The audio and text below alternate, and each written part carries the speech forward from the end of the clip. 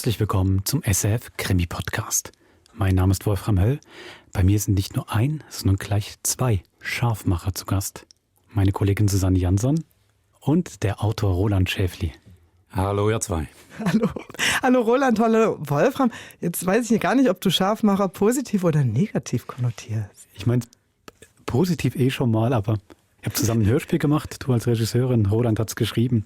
Ist jetzt nicht so, dass auf einmal hier was Erotisches serviert bekommt. Aber es war schon eine scharfe Zusammenarbeit. No. Sondern hier sind im Hörspiel Scharfmacher gemeint als die öffentliche Meinung aufpeitschen, aufputschen.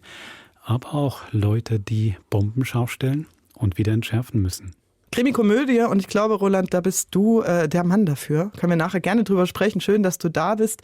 Du schreibst nicht nur Hörspiele. Aber ich greife schon wieder vorweg. Ich freue mich, dass du uns nachher Rede und Antwort stehst. Das ist ja auch von euch HörerInnen immer ganz gern gewünscht, wenn jemand da ist, der aus dem Nähkästchen plaudern kann und alles beantwortet, was Wolfram und ich nicht wissen, aber uns fragen. Gut, dann hören wir doch jetzt erstmal das Hörspiel Die gute Stunde mit den Scharfmachern von Roland Schäfli. Viel Vergnügen. Viel Spaß.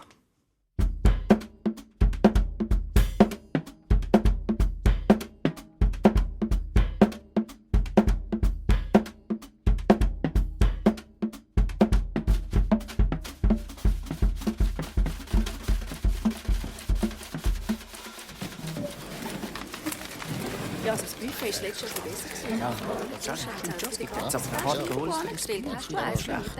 Ja, sicher, wahrscheinlich nicht. Also, geschätzte Damen und Herren von den Medien, danke für Ihr kurzfristiges Erscheinen. Ich muss mich Ihnen nicht weiter vorstellen. Ich bin der Präsident der Schweizerischen Vordenkervereinigung. Das Wichtigste zuerst. Die Rede auf der Rütliwiese wird nicht abgesagt. Moser von der NZZ. Das heisst, Ihre Gastredner tritt wie geplant auf, Herr Wüttrich. Trotz Bombendrohung auf dem Rütli. Wo kämen wir denn in der Schweiz hin, wenn jeder dahergelaufene Aktivist könnte eine friedliche Veranstaltung verhindern? Leute vom Tagi, friedlich wird die Ansprache ja so oder so nicht, oder? Ihr Referent hat eine Brandrede angekündigt. Wer so viel Öl ins Feuer gießt, will auf dem Rütli wahrscheinlich nicht nur Servila Brötchen, oder? Ist schon klar, dass Sie von einem linken Blatt die vorgefasste Meinung haben, dass eine Bombendrohung willkommene Publicity ist. Bevor Sie den Avanti für die Keynote geholt haben, hat ja niemand von euch Freidenker geredet, Herr Wüttrich. Also ich beantworte Ihnen die unverschämte Frage noch so gern. Der Julius Avanti ist weit über die Landesgrenzen aus bekannt als Whistleblower.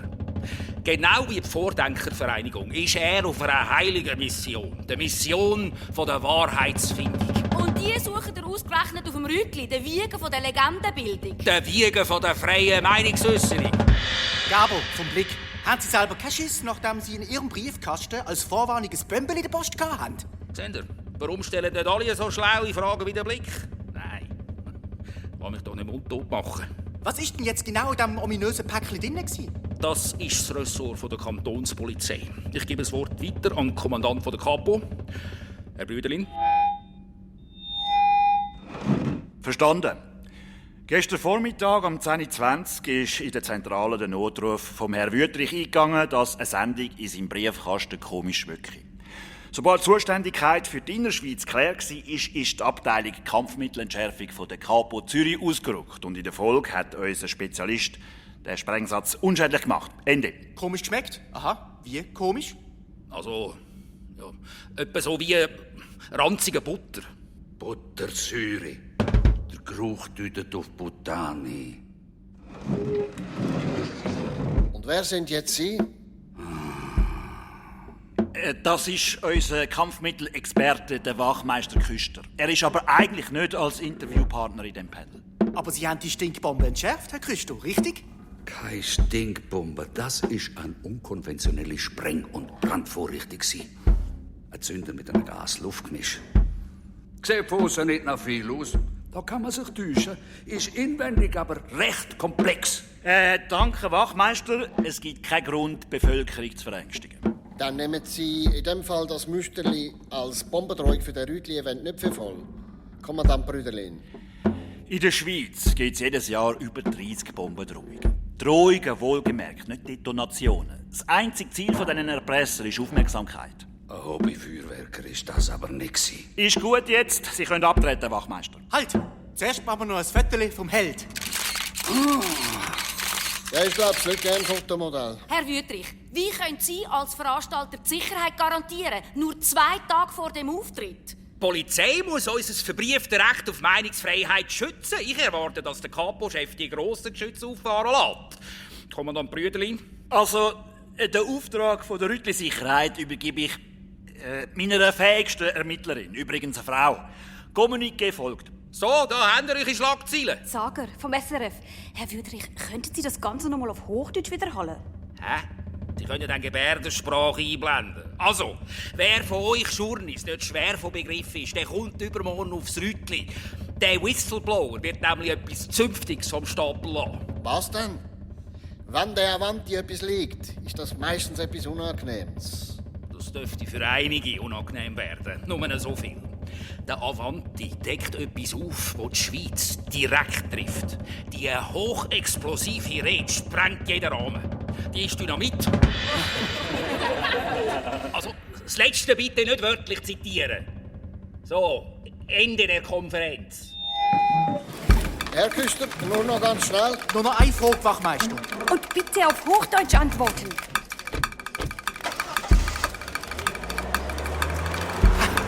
Da stimmt etwas ganz gewaltig. Und zwar nicht nur die Buttersäure. Ist eine Bombenstory. Aber hast du den Bombenentschärfer gesehen?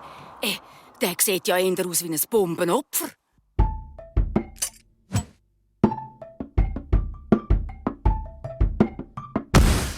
Tagi, 2 Tage vor Avanti-Auftritt. Heizen Vordenker die Stimmung künstlich an? NZZ. Wie viel lässt sich die Schweiz den Avanti-Auftritt kosten? Kopf und Kragen? Blick, Bombenstimmung auf dem Rütli.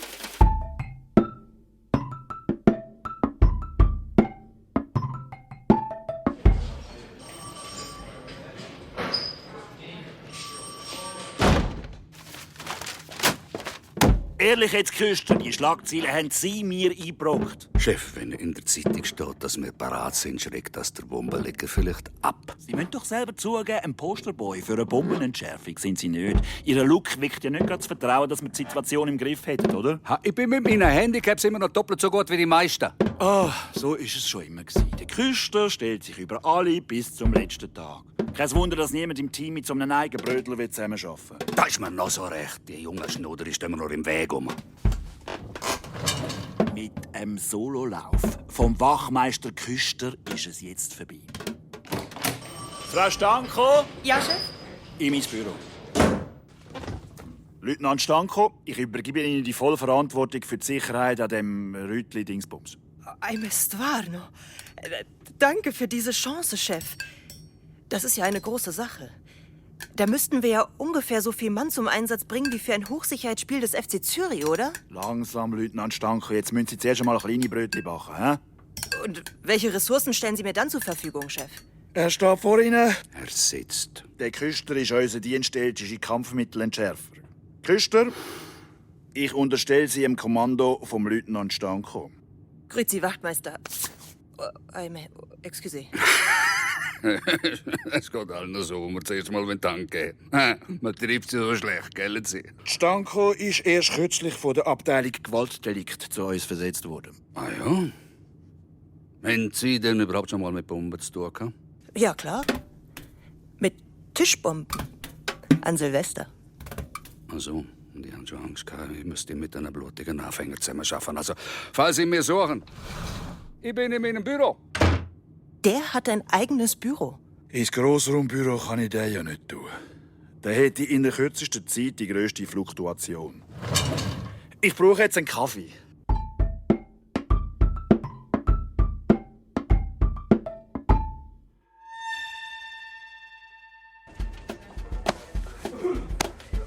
Chef, und so ein Teamwork-Verweigerer klebt mir jetzt an der Backe?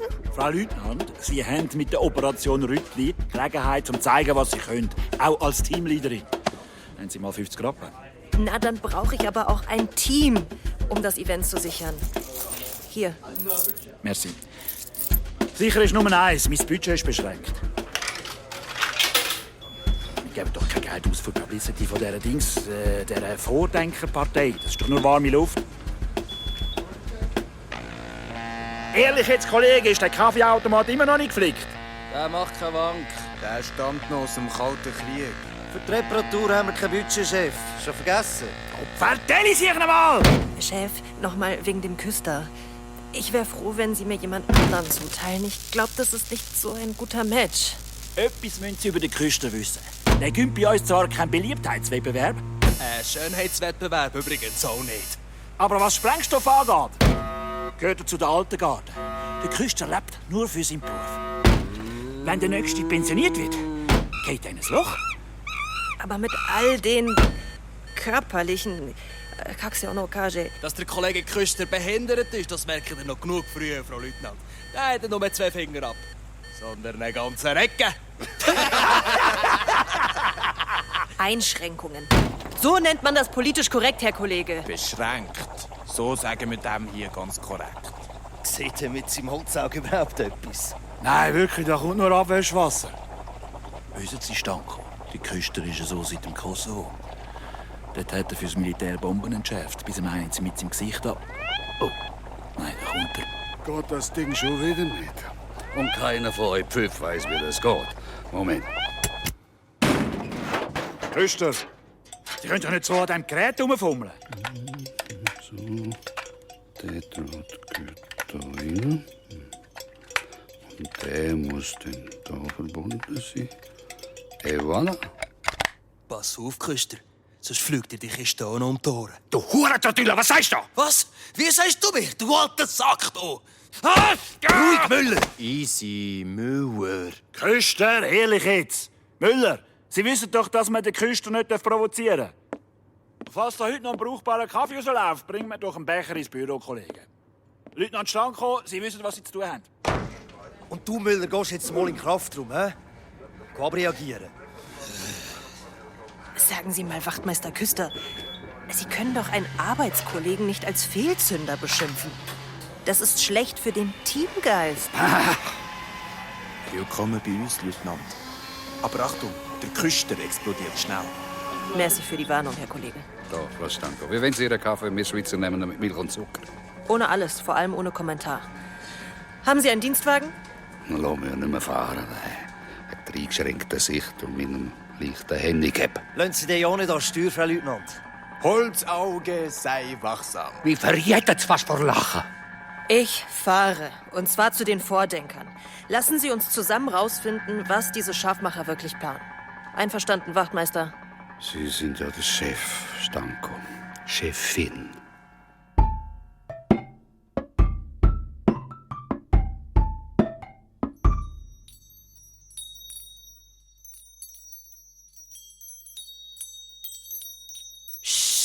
Also, Herr W. Und, Herr Wüterich, haben Sie unterdessen noch mal Fanpost vom Bombenlecker gekriegt? Kein Wunder, ich bin ja völlig schutzlos.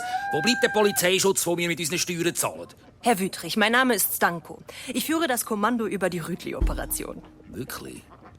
Sind Sie für so eine grosse Sache nicht noch ein bisschen jung? Aber dass ich eine Frau bin, das stört Sie gar nicht. Was? Wir Vordenker sind absolut dafür, dass Frauen auch schlaue Arbeit bekommen. Mach doch, komm mal!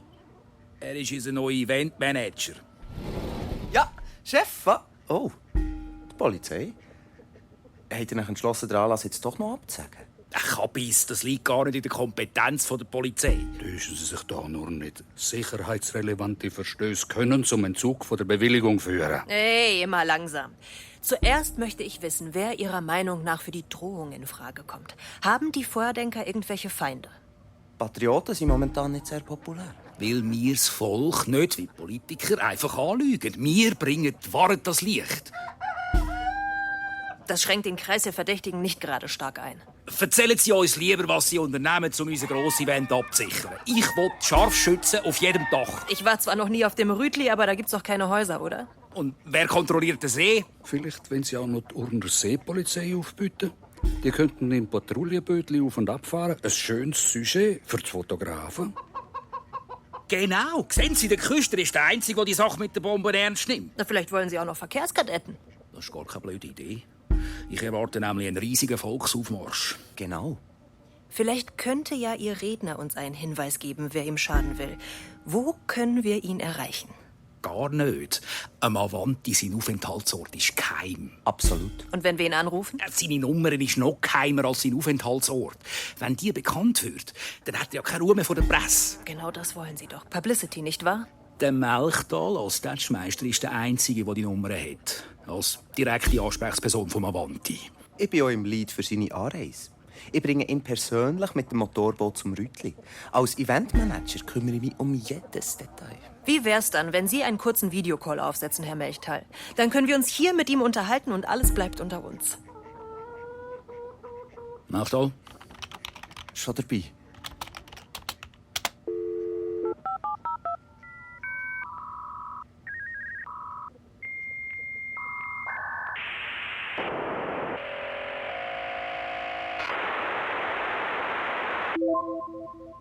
Die Leitung steht. Nehmen Sie den Call bitte für uns auf. Was denken Sie eigentlich? Dass ich mich pausenlos um die Vordenker kümmern kann? Dass die Schweiz eine Sonderstellung hat? Das hat ja schon die European Union in den Wahnsinn getrieben. Bitte entschuldigen Sie die Störung, Mr. Avanti. Grüezi, Herr Avanti. So, alles Paletti, oder? Bis auf den Fakt, dass die Vordenkervereinigung mir noch mein Honorar schuldet. Where's the money? Ja, also wir waren noch nicht sicher, ob der Anlass unter diesen Umständen überhaupt stattfindet. Was? Für Ihre Sicherheit ist gesorgt. Hier sind 2 Polizisten, die ganz persönlich für Ihren Schutz zuständig sind. Sicherheit ist in der heutigen Welt eine Illusion. Herr Avanti, es würde uns helfen, wenn Sie uns sagen, ob Sie in der Vergangenheit Morddrohungen erhalten haben. Ist der Papst noch katholisch? Natürlich. Ich bin der Dorn im Auge der Rohstoffkonzerne, das rote Tuch der Umweltverschmutzer, die Nervensäge der Waffenlobby, das schlechte Gewissen des Capitalism. A pain in the ass, hab schon verstanden. Vielleicht können Sie das etwas einschränken. Sie haben ein Leak von großer Bedeutung angekündigt. Gibt es jemanden, der zum Äußersten gehen würde, um Sie zum Schweigen zu bringen?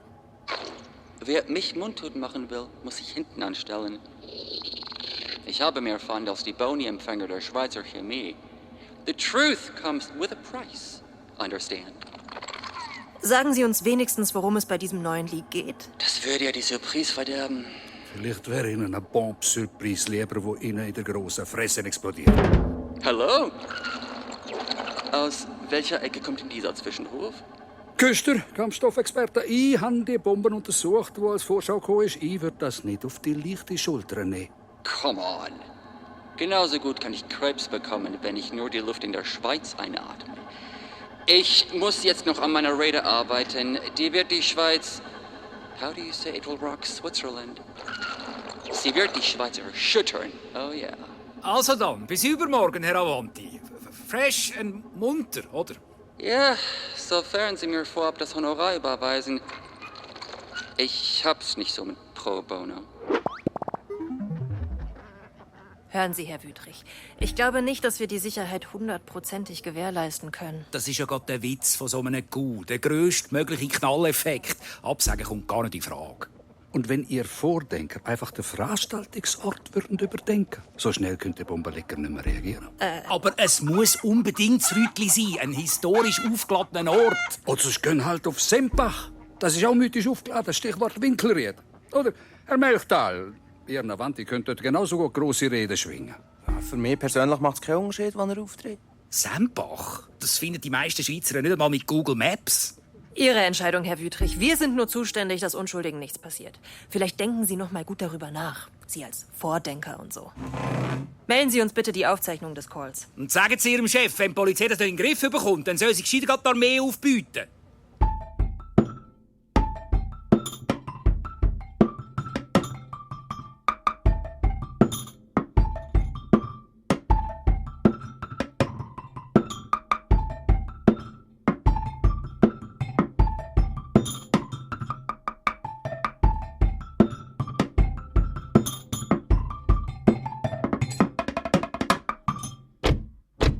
Hören Sie mal, Küster. Wer hat bei diesem Einsatz eigentlich das Sagen? Sie, Das hat Kadia deutlich gesagt. Darum hat sie jetzt auch die Steuer in der Hand. Warum übernehmen Sie dann die Gesprächsführung und untergraben meine Autorität?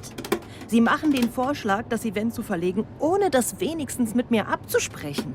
Ach so, das habe ich nicht gewusst. Dass man unter Ihrem Kommando nicht mehr selber denken darf. Küster, ein Standortwechsel wäre ja wie ein Eingeständnis der Polizei, dass wir Veranstalter nicht schützen können. Wenn das Schule macht, dann kann jeder mit einer Bombendrohung ein Event verhindern. Verstanden, Frau Leutnant. Als Chefin von der Operation Rütli wenn Sie natürlich als Letzte, dass das Event nicht stattfindet. So, jetzt könnten Sie den Langweiler da vorne einmal überholen. Ich verstehe im Fall Schweizerdeutsch. Bin schon lange genug im Land. Aber nicht lang genug, zum schon mal auf dem Rütli sein, oder? Blinker nicht vergessen. Ihnen ist doch nur darum so wichtig, dass man den Bombenleger ernst nimmt, damit Sie selber wieder respektiert werden. Sie stehen völlig alleine da. Sie wollen das durchstieren. Und für Sie ist der Anlass doch nur ein Drittel auf dem Karriereleiter, oder? Da vorne links. Ma, Sie wünschen sich wirklich, dass da eine Bombe ist. Ohne Bombe hat der Küster ja gar keinen Sinn im Leben. Gratuliere, Sie sind wirklich eine erstklassige Ermittlerin. Sie haben den Fall gelöst, Stanko. Stanko. Was ist das überhaupt für ein Name, Stanko? Mein richtiger Name ist Stankovic. Nicht, dass Sie das was angeht, Küster. Aber ich habe das Itch abgehängt, als mir in der Schweiz niemand eine Wohnung vermieten wollte. Ach so, einfach einmal der Name gefälscht. Aber für den Schweizer Polizeidienst hätte der gleich noch gelangt. Hoi, Schatzi. Ey, T, ist grad ungünstig. Bin am Fahren. Fahren kann man dem nicht sagen. Nur ein friendly reminder für unser Dinner-Date heute Abend. Hast du nicht vergessen, oder? Nein, hab ich voll auf dem Radar. Bis dann. Bogzona mit Patung, Bogorosche. Heidelburg, ciao. Ah, und Ihr Freund ist aus dem Kosovo. Also wenn es nicht stark von Ihrem Privatleben ablenkt und wir immer noch zur Forensik fahren, dann müssen Sie da vorne links abbiegen, Frau Stankovic.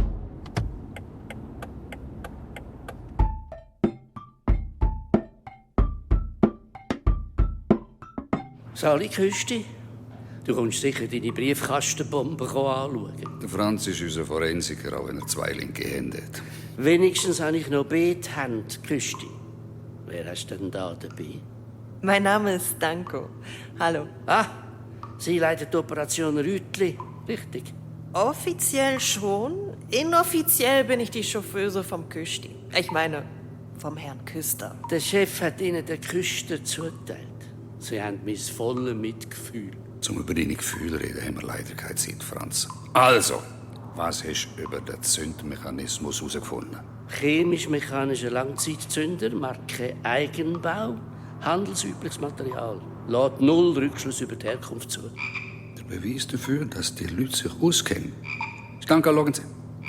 Das ist eine handgemachte Schlagpulverfeder. Und die kauft man nicht im Lande.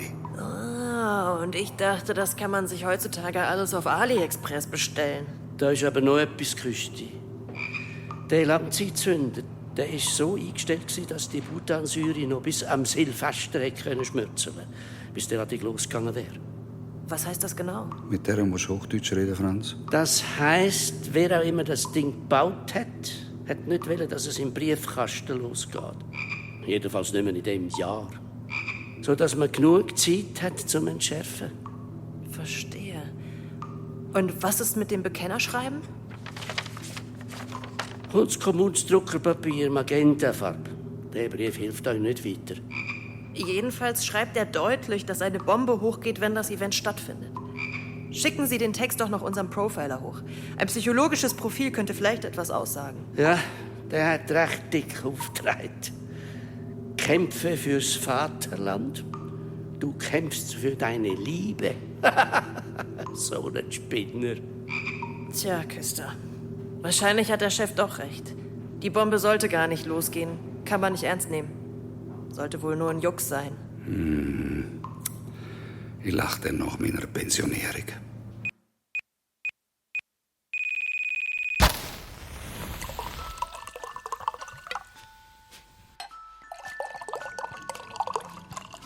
Bitte schön, zum Wohl.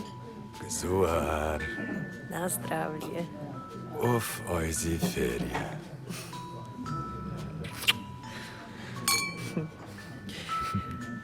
Slušaj, Lorik.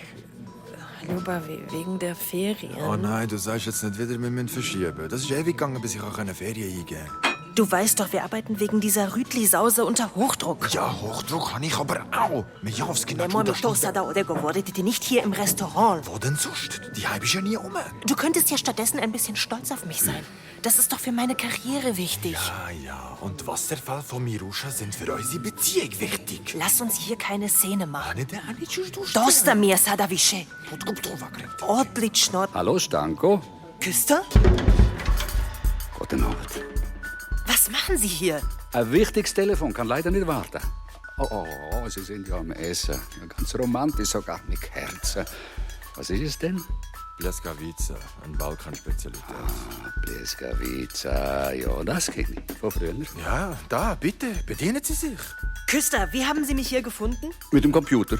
Ja und? Sie haben ja gesagt, im Team sollen wir unsere Kalender scheren. Und Sie haben heute drin noch schnell einen Eintrag gemacht, nachdem wir Ihren Verlobten angerufen haben, damit Sie Ihr Rendezvous nicht vergessen. Ja, was? Sitzen Sie doch an. Am besten gerade zwischen uns. Danke, nein. Wir müssen noch ganz schnell raus für ein dienstliches Telefon. Lorik, ich bin gleich wieder da. Ja, klar. Du musst Prioritäten setzen. Stanko, hören Sie müssen aufpassen. Wenn es mit der Polizeikarriere abgeht wie eine Rakete, dann geht es mit dem Privatleben abwärts. Merci, Küster. Ich brauche im Fall keine Paarberatung von einem, der geschieden ist. Sie haben meine Personalakte so gelesen. Eide, was zum Teufel ist so dringend? Unser Profiler Stropini hat seinen Rapport gemacht, wegen dem Kinderschreiben. Und da ist vor allem der Satz: Ich tue nichts, was ich zu scheuen hätte. Der Tyrann wird durch meine Hand fallen. Das klingt ein bisschen nach Laientheater, oder? Ich war gar nicht, nein. Der Stropini sagt, der Terrorist hätte einen Mörderkomplex. Der drückt auf den Knopf und bang! Der Psychologe empfiehlt, das Event abzusagen. Genau. Sie können sich das ja auch selber bestätigen lassen.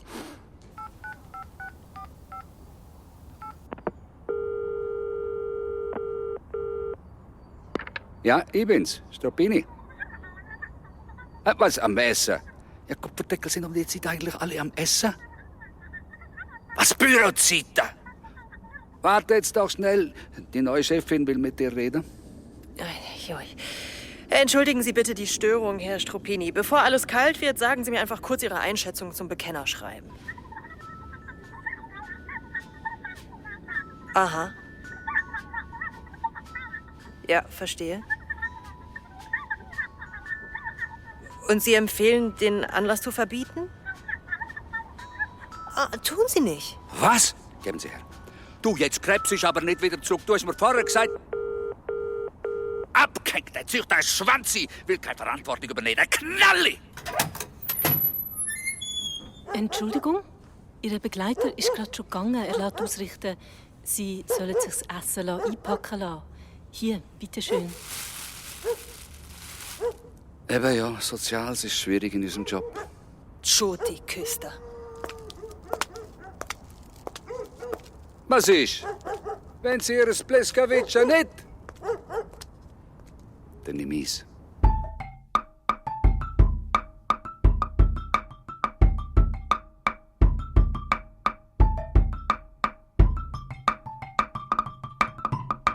Tagi, peinlich. Call zwischen Avanti und Polizei geleakt. NZZ, morgen Rütli-Auftritt. Polizei überfordert. Blick, Avanti, Avanti. Whistleblower hat selbst ein Neck. Danke! Küster! In mein Büro! Guten Morgen, Chef. Wer hat gesagt, dass der gut ist? Ehrlich jetzt, Ihre Videocall mit dem Avanti ist überall online. Jetzt schreiben mir, dass wir Gefahr unterschätzen. Der Call wurde sicher nicht von uns geleakt, Chef. Da wäre ich gar nicht so sicher. Oder, Küster? Das ist doch genau, was du wollen. Dass alle nach dir rufen und du deinen Auftritt als grosser Held hast. Los, Chef, willst du jetzt sagen, ich habe das Ding... Wie sagt man? Geleakt. Geleakt? Ich bin ja nicht einmal auf Facebook. Ja, logisch nicht. Social Media ist für soziale Menschen. Chef, die Vordenker hätten das Video genauso gut selbst leaken können. Das passt denen mit ihrem Aufmerksamkeitsdefizit doch genau ins Konzept. Oder Vanti? Der liebt solche Publicity-Stunts. Ich werde das abklären. Der Regierungsrat hat mir schon angerufen, was eigentlich bei mir los ist. Ich habe Ihnen Die ganze Verantwortung überträgt Leutnant Stanko. Also tragen Sie sie auch. Dann müssen wir nun doch mehr Ressourcen aufbieten, um den Anlass abzusichern. Personenkontrollen, Hundestaffeln, Scharfschützen. Das habe ich nicht im Budget. Es geht nicht anders. Einfach absägen wäre gratis.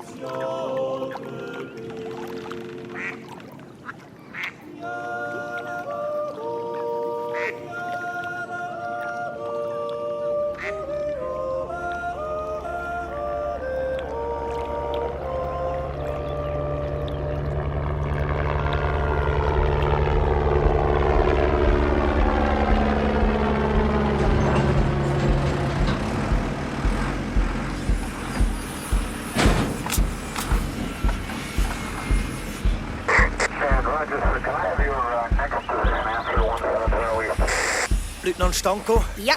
Ich bin der Leiter der Scharfschützeneinheit. Hören Sie, ich brauche morgen ein freies Schussfeld von hier bis zum Urnersee. Die Medientribüne dort muss weg. Verstanden, merci. Frau Leutnant? Ja? Um das ganze Rüttli einhaken, brauchen wir noch viel mehr Abschrankungen. Ich bestell vom Kommando noch mehr. Danke für den Hinweis, Kollege Müller. Ich bin der Polizeihundführer. Frau Stanko, aber gauet, wenn das mit dem Rex so funktionieren, dann müssen den Kollegen aber sagen, sie soll kein 9 selber im Hosensack haben. Danke, wir halten uns daran. So, Rolf, ist dein Hund auch scharf? Nicht streicheln, Küster. Der Rex bisst dir sonst im Fall die Hang ab. Ja, da hätte der Hund nicht viel davon. Da fehlen ja schon die Hälfte von den Fingern. Jetzt hab doch den Rand, du Hurenpfufi! Was? Wie sagst du mir, du Dinosaurier? Ruhig, Müller. Komm, jetzt bring mal die Absperrung dort führen. Jebot, der Küster, Sie können doch einen Kollegen nicht als Rohrkrepierer beschimpfen.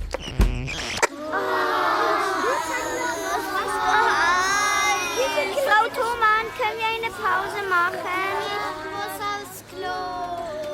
Hey, hallo, geht's Ihnen eigentlich noch?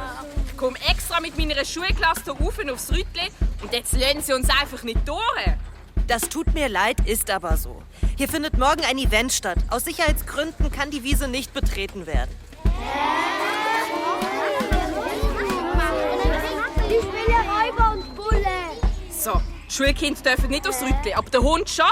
Das Rütli ist doch kein Hundeversäuberungswesen. Der Hund!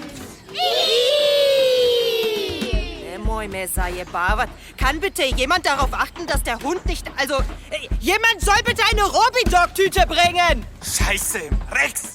So, blöde Ausflug! Dann gehen wir halt wieder! Oh, Frau Stanko, jetzt haben Sie es kapiert.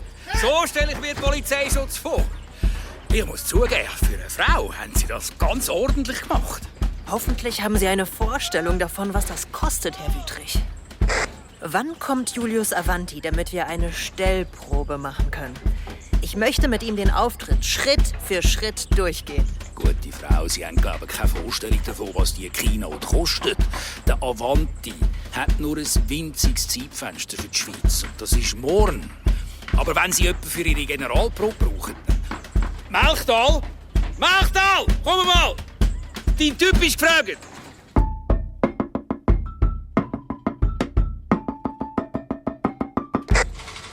Rex, komm. Jetzt machen wir Bombenunterricht. Schmeck meine Hand. Rex, wie bist du denn durch die Polizeihundeprüfung gekommen? Hast du auch einen Namen gefälscht, oder was?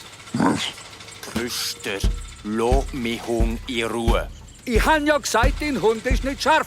Küster, zu mir! Ich han vorher in der Werkstatt extra noch Sprengstoff in den Tank genommen. Dein Hund müsste jetzt eigentlich AG.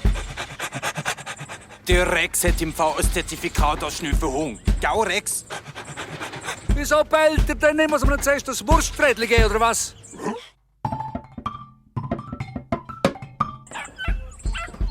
Küster!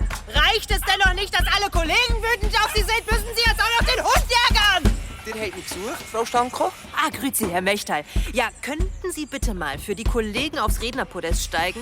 Wir möchten nur kurz Maß nehmen. Wir haben super neue Präzisionsgewehre. Sag mal etwas ins Mikrofon, Melchtal. Dann können wir gerade noch den Ton checken. Wie? Also einfach so improvisiert? Shooter One, jetzt nehmen wir mal ins Visier. Ziel aufs Herz. Shooter One, verstanden. Shooter 2, Ziel auf den Kopf. Shooter 2, verstanden. Tommy, sieh ich Melchtal mit diesen roten Punkten siehst ja aus, wie wenn du Boseren hättest. Was? Keine Panik, wir üben nur mit dem Laserzielgerät. Würdet ihr das bitte sofort einstellen? Ich bin doch keine Schiessbudenfigur. Hey, wenn wir schon mal aufgeboten werden, dann machen wir es richtig. Komm, Melchtal, sag jetzt etwas in normaler Lautstärke, damit es dem Tonmeister nicht das Gehör verjagt. Ja, was, durch diese hohle Gasse muss er kommen. Es führt kein anderer Weg nach Küsnacht. Hier will ich ihn erwarten. Sie sind ja ein richtiger Schauspieler. Das kommt mir irgendwie bekannt vor. Das sollte so. Ist aus dem Wilhelm Tell. Stimmt. Das kam bei mir im Einbürgerungstest. Ja. Der Tell hat zu seiner Zeit auch als Terrorist gegolten. Erst viel später ist er dann als Held rehabilitiert worden. Manchmal werden Patrioten zu ihrer Zeit eben verkannt. Super. Und jetzt mal alle genau zwischen die Augen heben. Dass Sie hier für einen wie den Avanti den Kopf hinhalten, Herr Melchtal. Haben Sie als Patriot gar keine Bedenken, dass die Rede morgen negativ für die Schweiz ist? Das Ziel ist würdig und der Preis ist groß. Medizinjäger. Der kennt seinen Tell wirklich in- und auswendig.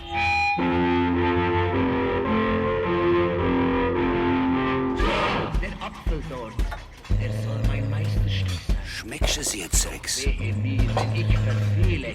Schmeckst du, Bombe? Das ich gefährde. Genau! Und was machst du, wenn einer eine Bombe hat? Guter Hund, gut! Ja, jetzt kannst du es. Abellen musst du. Abellen! Küster, hören Sie mal, dieser Melchtal. Wissen Sie, was ich glaube? Medizinjäger, hören Sie doch auf, mit dem Hund zu spielen, Küster. Ja, ist eine gute Nase. Guter Hund. Das Rütli ist im Fall öffentlich zugänglich und Sie haben kein Recht, mich aufzuhalten. Ich darf hier niemand durchlassen. Was ist denn da los? Ich gehe dann aufs Rütli, wenn es mir passt, du Kapitalistenopfer. Der geht überhaupt nicht aufs Rütli, weder wenn nicht zuerst an Ihren Ausweis zeigt. Bitte deeskalieren, Kollege Müller, deeskalieren! Ey, Lorik, jetzt ist gerade ganz schlecht. Ich sag dir, was ganz schlecht ist, Schatzi. Wenn du die Ferien stornierst. Hey, Sie langen mich nicht an. Ich habe V. Hallo? Moment mal, da stimmt was nicht. Bei euch stimmt etwas nicht, ja? Sorry, Lorik, ich muss. Ich schwör's dir, wenn du jetzt auflegst, dann mach ich das. Jetzt hören Sie auf da! Ey, Sie, Mann! Was denn? Ja, Sie, halt! So, Schwesterli, hast du einen Bulleneinsatz? Was haben Sie da unter Ihrem Mantel? Eine schlechte Meinung von der Staatsgewalt habe ich da unter meinem Mantel. Hey! Finger weg, du! Bullennotte, du! Ey! Dir kratze ich die Augen aus! Heide, komm doch! Ah! Ah! Nemitschisse, bleiben Sie liegen! Polizeifahrt! Polizeifahrt! Alter, hast du das gesehen? Die Stanko, die kann aber der Judo. Mensch, ist die noch Single? Schnell, Männer, Handschellen! Sie hat was unter ihrem Mantel! Eine Bombe! Shit! Die Terroristin hätte mehr können aufs Korn nehmen. Verpasst die Chance, Jungs!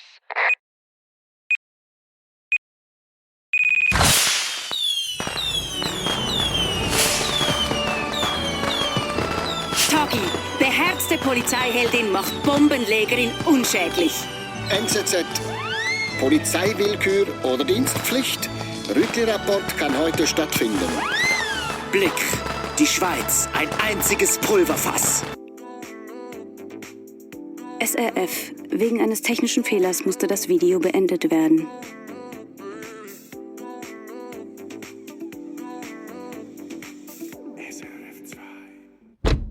Morgen, Stanko. Könnte ich mich fast nur daran gewöhnen, an den Taxiservice.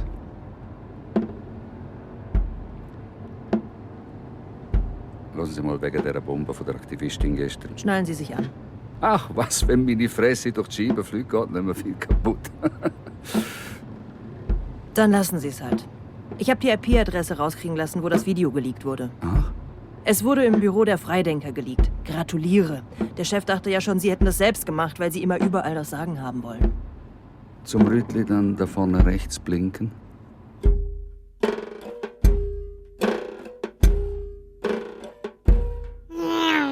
Also, Kollegen, heute kommt's auf jeden an. Wir können uns jetzt nicht leisten, unvorsichtig zu werden. Ich zähle voll auf euch, auf uns, als Team. Sind alle auf Position? Scharfschützen? Parat und geladen. Personenkontrolle? Nicht mal eine Maus schlüpft durch den Sicherheitsring. Hundeführer? Und wo bin ich? Für Sie habe ich in der vordersten Reihe einen Platz auf der Bank reserviert, Küster. Gerade neben dem Chef. Ah, das meinen Sie also mit Team. Stanko, ich habe das Bümberli von gestern mit der Forensik untersucht und... Gang jetzt mal weg, Küster. Leutnant Stanko, wie fühlt man sich als Schweizer Heldin mit Migrationshintergrund? Frau Stanko, bitte ein Statement für unsere weiblichen Leserinnen. Wie gehen Sie als Polizistin mit beruflichem Stress um? Leben Sie in einer festen Beziehung? Könnten Sie vor allem mit Kameras vom Schweizer Fernsehen schauen? Für Interviews fragen Sie bitte den Kapo-Chef. Er sitzt da. Herr Brüderlin, bitte ein Statement! Nein, ich bin sozusagen inkognito da. Wenn alles gut geht. Also, ich meine, nach der Veranstaltung stehe ich für Interviews zur Verfügung. Ah, Küster. Ah, Brüderlin, bist du auf der Reservebank? Du kannst schon mal für die Rente trainieren. Senioren hocken ja vor allem auf solchen Bänken rum.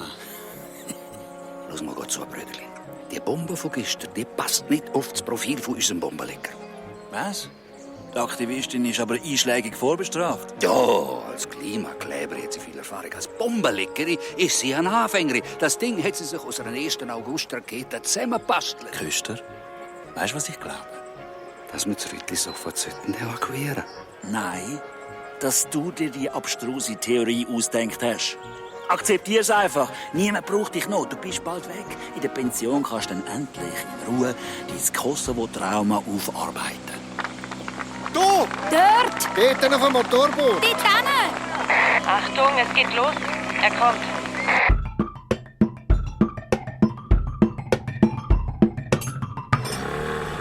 So, da wären wir, Mr. Avanti. Der Schicksalsort der Schweiz. Ah, das ist also das Rütli. Hab ich mich viel größer vorgestellt. Sind Sie sicher, dass Sie das machen wollen? Ich kann sofort den Rückwärtsgang einlegen. Mein lieber Melchtal, die Schweiz ist doch schon rückwärtig genug. Haben Sie mein Handy? Ja. Habe ich für Sie vorbereitet. Damit kann ich die ganzen Infos sofort an die akkreditierten Medien senden. Ein einziger Knopfdruck.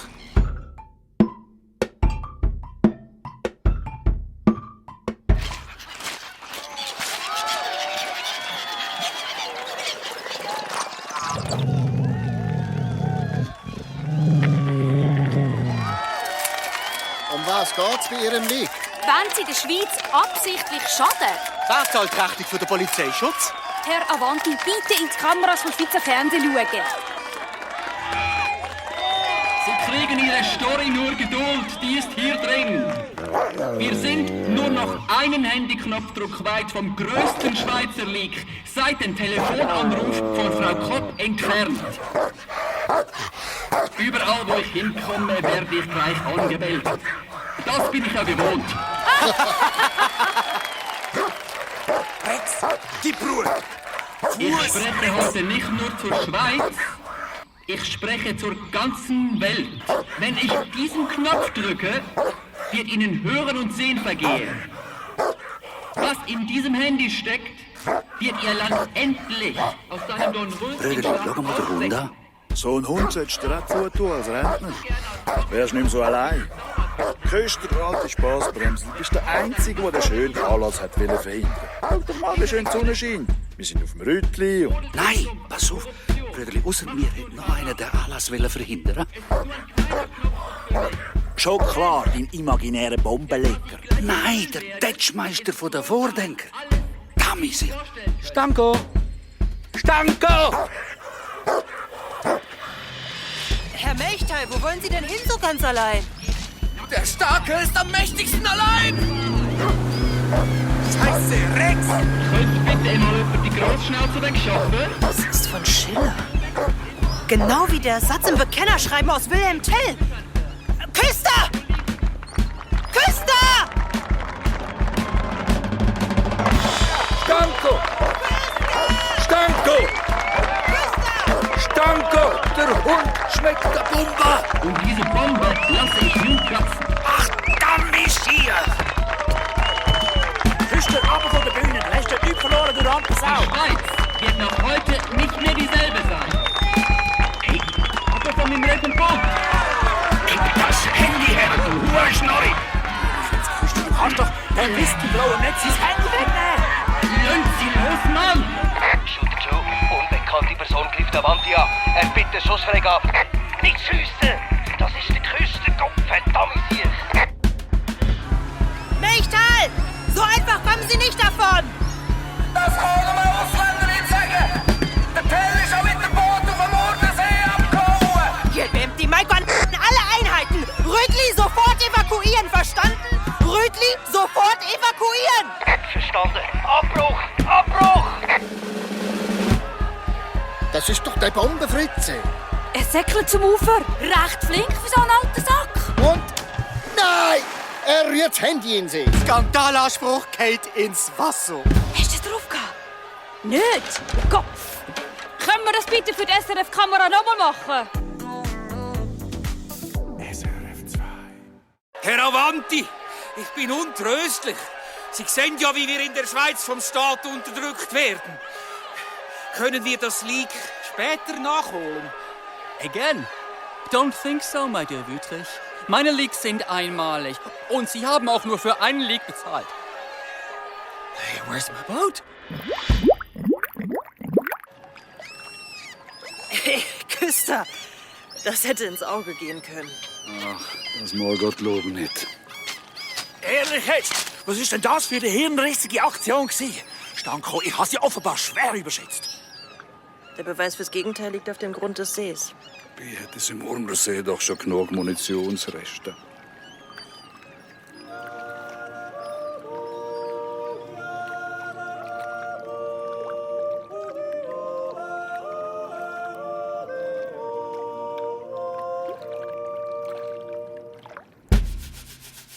Tagi, Scharfmacher sind entschärft. Vordenkervereinigung am Ende. NZZ, nasses Grab für Avantis großen Publicity-Bluff. Blick, verrückter Polizeirentner verhindert Bombenstory.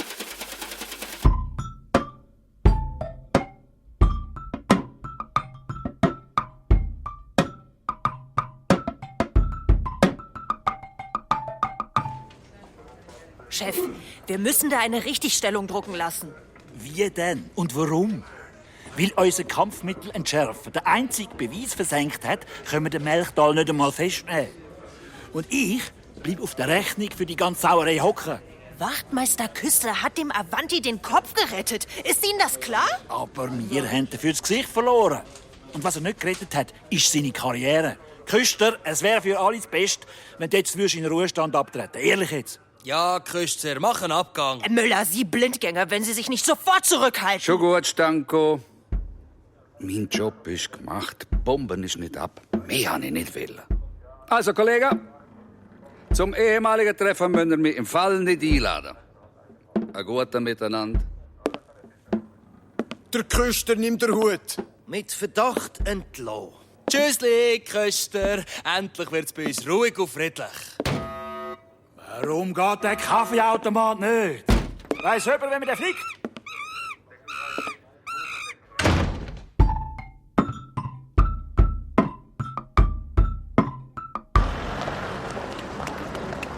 Küster, warten Sie noch. Ja, einen Termin im Tierheim, wissen Sie. Sie müssen mir noch einen Gefallen tun. Ach so, ich glaube nicht, dass Sie meine Hilfe da noch brauchen. Ich bin ein Sprengstoffexperte, wenn es um Sprengstoff geht. Eben. Sie müssen für mich etwas entschärfen. Meine Situation mit dem Lorik. Könnten Sie mal mit ihm reden? Bezüglich des Konflikts sind mir jetzt gefährlich. Und wenn wir Sie auf eine Pljeskawice einladen? Sie könnten ihm erklären, warum unser Job so verdammt wichtig ist. Küster, kämpfe fürs Vaterland. Du kämpfst für deine Liebe. Stanko, Sie sind eine gute Menschenkennerin. Und Sie, Bombenkerli, Küster.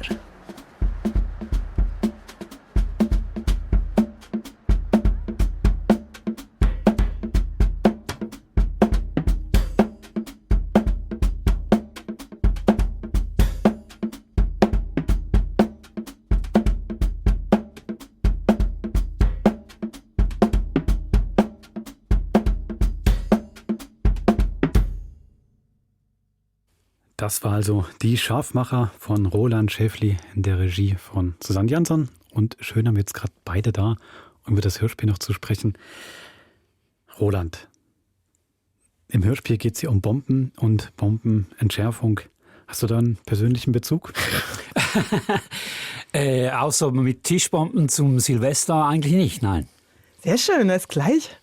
Wer es erkannt hat, ist gleich in den Text eingeflossen. Es ist quasi autobiografisch. Ich habe von mir selbst geklaut, dann muss es sehr gut sein. Gut. Das wusste ich gar nicht mehr. Was war zuerst? Das ist jetzt natürlich ein Jahr her, dass ich das geschrieben habe. Ja. Stanko sagt das, oder? Genau. Ach so. Das ist Ihr Bezug. Genau. Mich würde schon noch interessieren, wie nah dran bist du der Realität und wie hast du da recherchiert? Es gibt ja doch viele technische Details. Zum Beispiel spricht ja doch der Pathologe oder der von der Spurensicherung länger mit unserem Bombenentschärfer. Und das ist ja auch dann die Frage, ja, zum Beispiel diese Buttersäurenbombe, die hatte so einen Zünder, der war nicht für jetzt gedacht, sondern wirklich nur als Warnung, der wäre in einem Jahr noch nicht losgegangen. Ist das recherchiert? Stimmt das alles? Also die Recherche, die ist für mich als Journalist ja schon sehr wichtig. Aber man hat ja jetzt als Autor immer so ein bisschen Angst, wenn man dann an einer Fachstelle was vorliegt, dass die eigentlich finden, das stimmt gar nicht und dann muss man das ändern. Das will man ja nicht. Also ich habe mal für den Kelter Verlag in Deutschland einen Kriminalroman geschrieben in der Reihe Soko Schweiz. Und da habe ich das ganze Manuskript unserer FEDPOL vorgelegt, also der Bundespolizei. Und die waren auch sehr hilfreich, wie es ja überhaupt alle Presseabteilungen der Schweizer Polizei sind. Und haben mich da mit Inputs versorgt und so weiter. Aber es ist halt schon so, das ist letztendlich eine fiktive Geschichte vielleicht mit einem realistischen Gerüst. Und also bei den Scharfmachern habe ich mich also darauf beschränkt, mit der Presseabteilung nur abzuklären, wie wäre das Vorgehen, also die Zuständigkeiten, die Hierarchien und so. Aber ich kann mir jetzt beim besten Willen nicht vorstellen, dass es in der Realität so einen Bombenentschärfer gibt und der kriegt dann auch noch eine junge Kollegin vor die Nase gesetzt, die mit Bomben eben außer mit Tischbomben nichts am Hut hat. Ich hoffe jedenfalls nicht, dass unsere Polizei so funktioniert. Ich bin ja jetzt schwer beeindruckt, dass du sagst, man kann die Pressestelle mit fiktiven Texten anschreiben und sagen, prüft ihr das mal und gebt mir Rückmeldung dazu? Das macht die? Und dann sogar noch schreiben, bitte bis morgen. Nein, also man muss schon, es hilft schon, wenn man natürlich, wenn man das auch richtig macht und die auch ganz freundlich anfragt.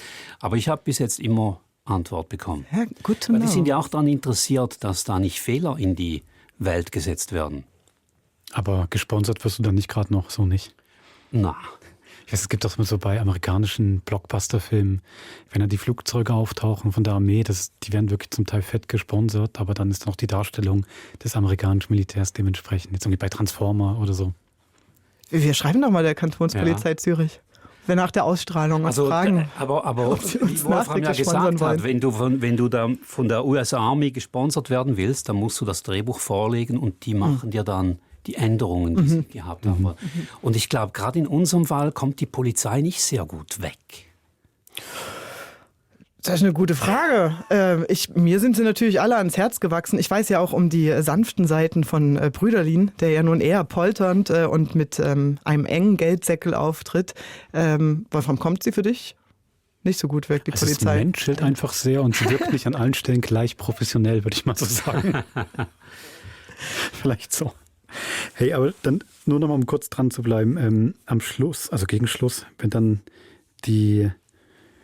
noch dieser Querschläger quasi kommt, die Frau aus dem linksradikalen Milieu, die festgenommen wird, da wird ihr dann gesagt, dass ihre Bombe sei wie aus einem 1. August-Feuerwerk zusammengebastelt. Geht das? Also was die ganze Bombentechnik angeht, das habe ich auch, das kann man sich ja heute von der KI schon recherchieren lassen. Und das war für mich eigentlich nicht so wichtig, weil das ist, wie Hitchcock gesagt hätte, ja nur der MacGuffin, der die Handlung in Gang bringen muss, diese Bombe.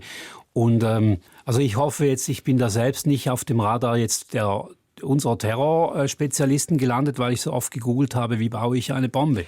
Aber das habe ich gemacht. Aber das ist ein gutes Stichwort. Geht es euch nicht auch manchmal so? Also ich denke auch, was ich für Texte schon, für Suchbegriffe und für Fragen an die KI eingegeben habe, das geht nur mit dem Arbeitsrechner.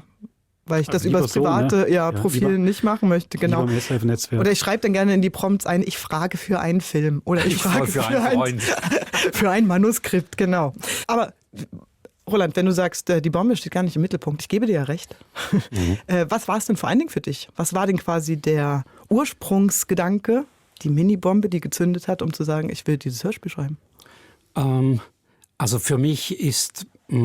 Wie soll ich jetzt das erklären? Weil es gibt ja nicht so den Urknall und dann ist die Idee da. Man hat zuerst wahrscheinlich die Figur und die Funktionen und dann kleidet man die ein bisschen an, weil sie am Anfang noch nackt ist und überlegt sich, okay, was hat jetzt dieser Bombenentschärfer? Was hat er denn für Marotten? Oder seine Kollegin, was hat sie für einen kulturellen Hintergrund, damit sich da zwei Figuren aneinander reiben können, das ist ja dann viel interessanter, als wie sie den Fall lösen. Also für mich zumindest, ich finde Kriminalromane, die typischen Whodunits von Agatha Christie finde ich nicht gleich interessant wie einen klassischen Kriminalroman von Raymond Chandler, wo es nicht darum geht, wie der Detektiv den Fall löst, sondern was er sich dabei denkt. Also welche zynische Betrachtungsweise er dann über die Gesellschaft, die er da beobachtet, von sich gibt. Finde ich einen ganz spannenden Punkt. So eine Schlüsselszene ist ja für mich das Abendessen, wo eigentlich Stanko mal einen privaten Moment hätte und dann da unser Bombenprofi reinkommt und den Abend platzen lässt. Am Schluss eigentlich auch für nichts. Also das, was er da wollte, hätte A wahrscheinlich warten können und B vor allem führt sie ans Nichts. Das fand ich eben so eine spannende Szene. Wir reden ja auch mal viel darüber, sollen Figuren sympathisch sein oder nicht, geht man mit. Der ist ja nicht unsympathisch, aber da merkt man ja wirklich auch, ich finde so die zynische Weltsicht, die der Typ hat. Also er reproduziert sie auch und macht auch so ein Stück weit die Welt der anderen kaputt.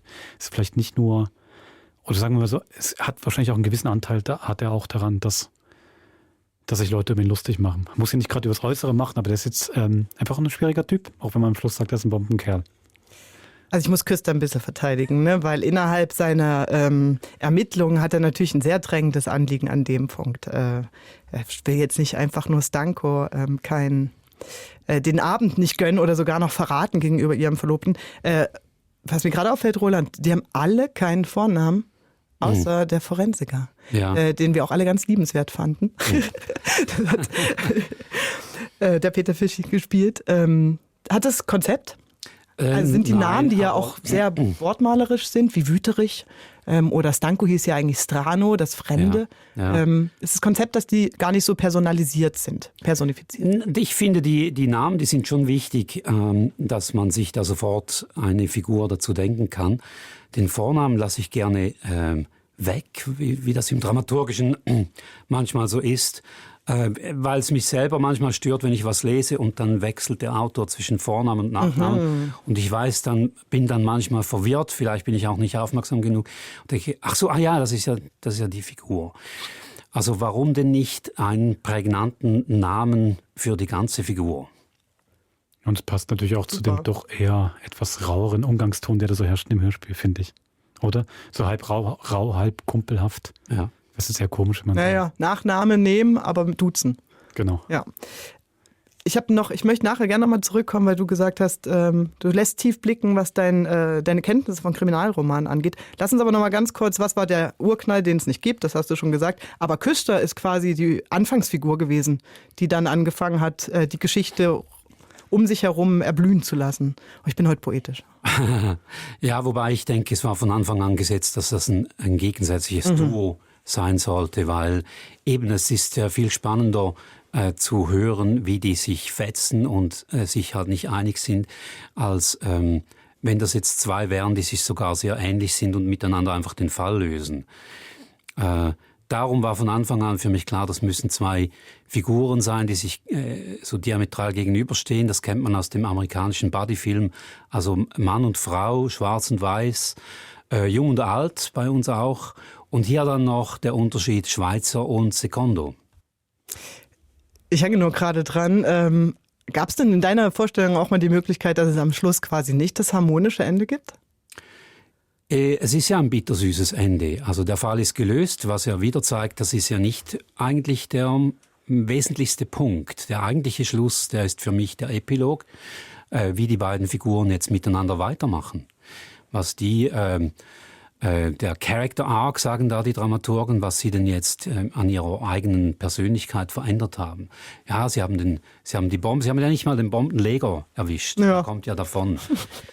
Das wird mir auch oft bei anderen Verlagen nicht gut angerechnet, dass der nicht stirbt. Weil ich finde, es ist gar nicht so relevant, dass der erschossen werden muss. Sondern es geht doch darum, was hat die Figur jetzt am Ende gemacht. Ein Signature-Move. Und jetzt mal noch unabhängig von der Konstellation. Also ich finde es schon auch speziell jetzt am Vorgehen, wenn wir nicht einfach, wie oft bei uns sonst im Krimi, einen Toten und dann einen Ermittler und vielleicht noch Spurensicherung, sondern es geht was noch kommt. Also um eine große Veranstaltung dieser Androhung.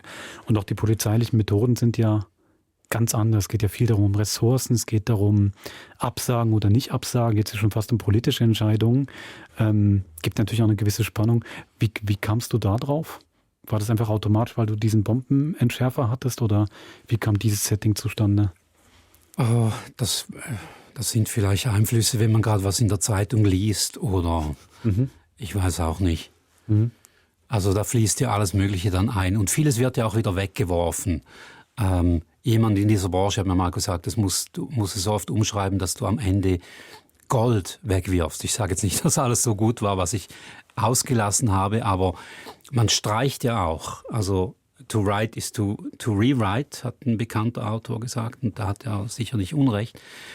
Man schreibt und schreibt und schreibt und dann, unsere Regisseurin weiß das, meine erste Version war auch viel zu lange. Also ich werde immer zu groß und ich finde das aber viel besser, weil dann kann ich verdichten, dann kann ich wegwerfen. Obwohl es Gold ist, was du wegwirfst oder Kill Your Darlings? Kill Your Darlings. Bist du dann nicht so verliebt in... Nein, das kann ich problemlos. Das ist, ja... Da spricht der Profi. Weg damit. Aber ich kann es dann, aber manchmal recycle ich es dann einfach später in einem anderen Ja, klar. Ja, natürlich.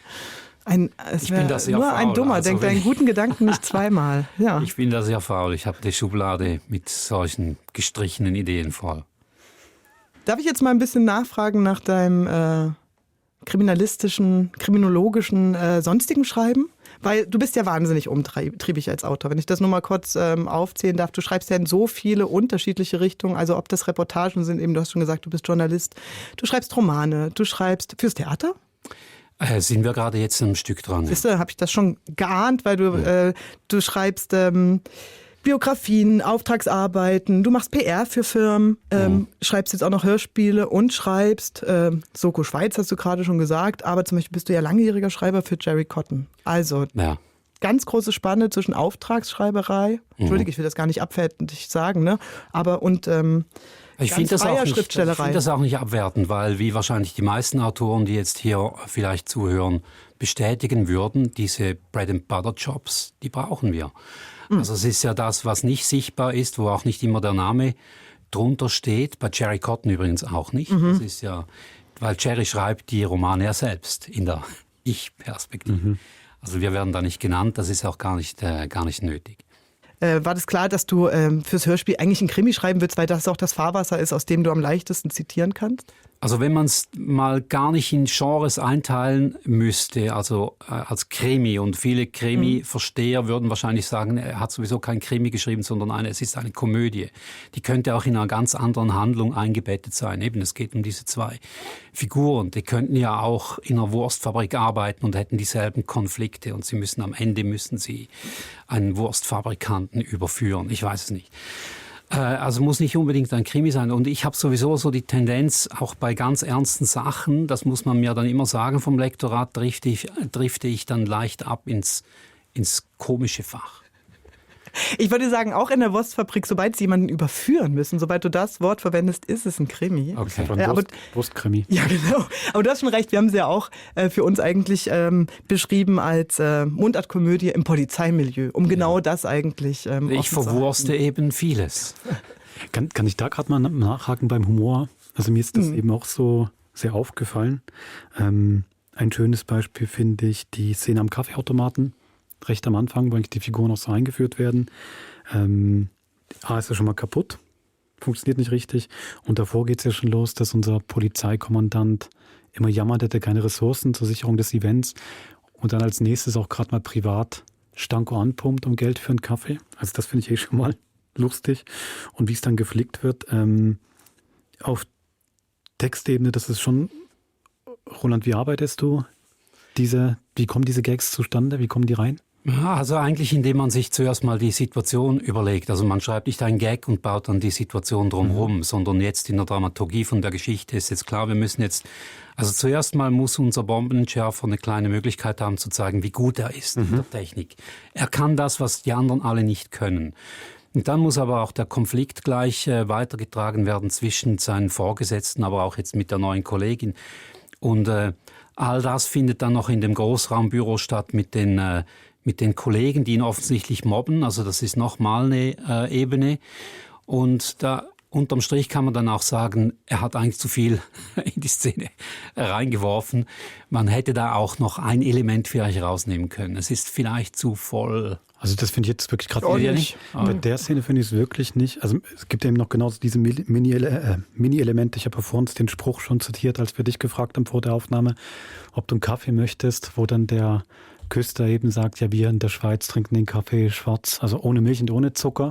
Wo man gerade wo er wirklich mit Absicht mit seinem Alltagsrassismus da und auch mit diesem klaren Ich hier, du da. Also das macht er sehr klar und sehr bewusst. Finde ich, da steckt so viel in diesem kleinen Ding drin.